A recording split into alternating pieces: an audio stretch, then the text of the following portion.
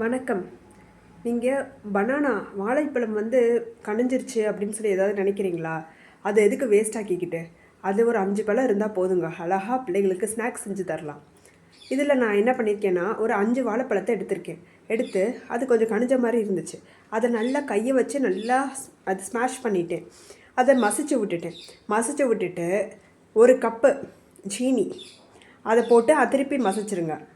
நீங்கள் நல்லா இது ஹைஜீனிக்காக உங்கள் கையிலே ஸ்மாஷ் பண்ணி வச்சுருங்க. அதுக்கப்புறம் சீனிக்கு அப்புறம் தேங்காய் துருவலை போடுங்க. அது கொஞ்சம் தேங்காய் துருவலை போட்டு நல்லா ஸ்மாஷ் பண்ணிடுங்க. ஸ்மாஷ் பண்ணிவிட்டு வச்சுட்டு பச்சரிசி மாவு ஒரு 1/2 கப் எடுத்துக்கோங்க. அதையும் போட்டுட்டு நல்லா சேர்த்து அப்படியே ஸ்மாஷ் பண்ணிடுங்க. கையாலேயே ஸ்மாஷ் பண்ணிடுங்க. ஸ்மாஷ் பண்ணிவிட்டு என்ன பண்ணுறீங்கன்னா, ஒரு நான்ஸ்டிக் பேன் அதை எடுத்துருங்க. நான்ஸ்டிக் பேனில் நெய் விட்டு அதில் கொஞ்சம் கொஞ்சமாக அந்த உருண்டை மாதிரி பிடிக்கிறதுக்கு வராது சில நேரத்துக்கு. அப்படி நீங்கள் கவலைப்பட வேணாம். நீங்கள் ஒரு வர சைஸுக்கு கையிலேயே பிடிச்சி அப்படியே விட்டுருங்க. அந்த பேனில் விட்டுட்டிங்கன்னா போதும்.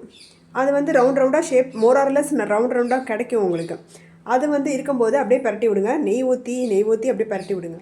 பரட்டி விட்டுட்டு அது பொன்னிறம், தட் இஸ் கோல்டன் ப்ரௌன், அது வர வரைக்கும் அப்படியே திருப்பி விட்டுட்டே இருந்துட்டு பரட்டி சாப்பிட்டு பார்த்தீங்கன்னா நல்லா ருசியாக மணமாக இருக்கும். செஞ்சு பாருங்கள். குழந்தைகளுக்கு ரொம்ப பிடிக்குங்க. நன்றி.